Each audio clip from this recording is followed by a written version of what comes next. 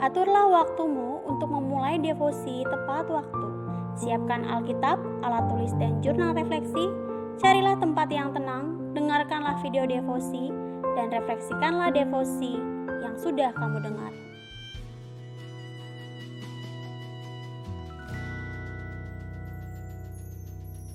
Mampirlah dengar doaku,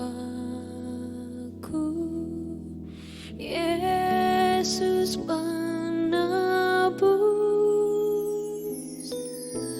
Orang lain kau hampiri, jangan jalan terus.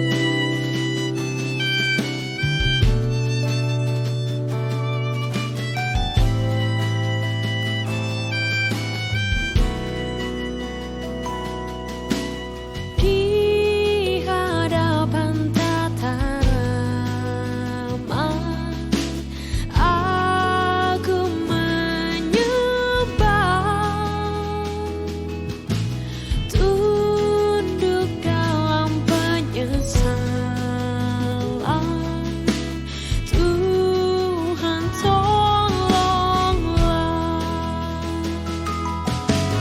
Yesus Tuhan, dengar doaku. Orang lain kau hampiri, jangan jalan terus. Good morning kelas 3 dan kelas 4. Kita bertemu lagi di devosi pagi hari ini.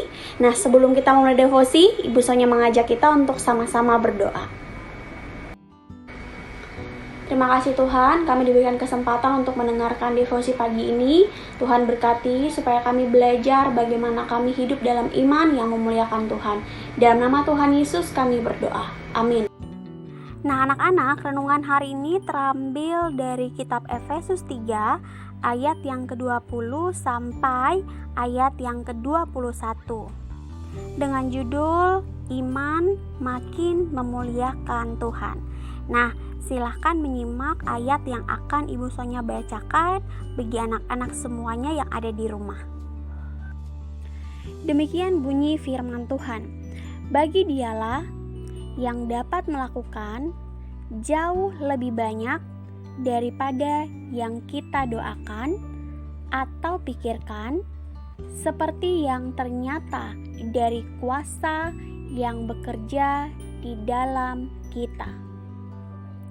Bagi Dialah kemuliaan di dalam jemaat dan di dalam Kristus Yesus turun-temurun sampai selama-lamanya. Amin. Nah, hari ini Ibu Sonya ingin menyampaikan kepada kalian bahwa di dalam dunia ini terdapat dua macam orang, yaitu orang yang pertama, orang yang mendapatkan anugerah lalu merasa saya layak mendapatkan anugerah itu. Nah, orang-orang seperti ini bisa saja dia memang percaya kepada Tuhan, dia punya kepercayaan diri yang tinggi, atau bisa saja dia orang yang merasa sombong karena memang layak mendapatkan sesuatu dari Tuhan, ya. Nah, kebalikannya, orang yang kedua adalah orang yang mendapatkan anugerah dan merasa bahwa dirinya sebenarnya tidak layak. Nah, ini bisa saja karena memang kita manusia tidak layak mendapatkan sesuatu dari Tuhan karena kita berdosa. Tetapi bisa juga dia merasa minder dan malu terhadap dirinya sendiri. Nah, dari dua macam orang ini, kira-kira anak-anak dan Ibu Sonya ada di tipe orang yang mana? Ya, yang merasa layak atau merasa tidak layak ya.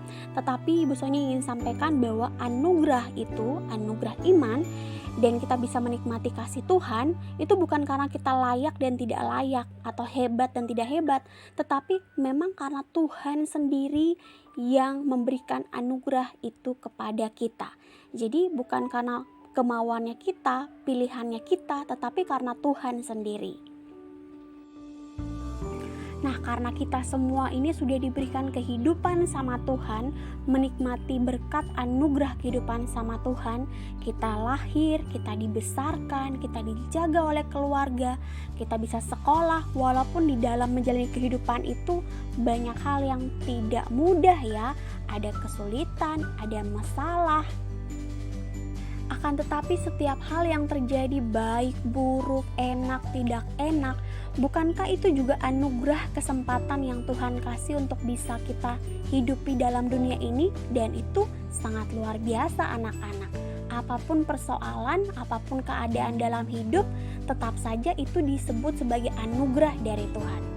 Lalu ketika kita dalam kehidupan selalu baik saja, mendapatkan hal-hal yang bagus, apakah kita harus menjadi sombong?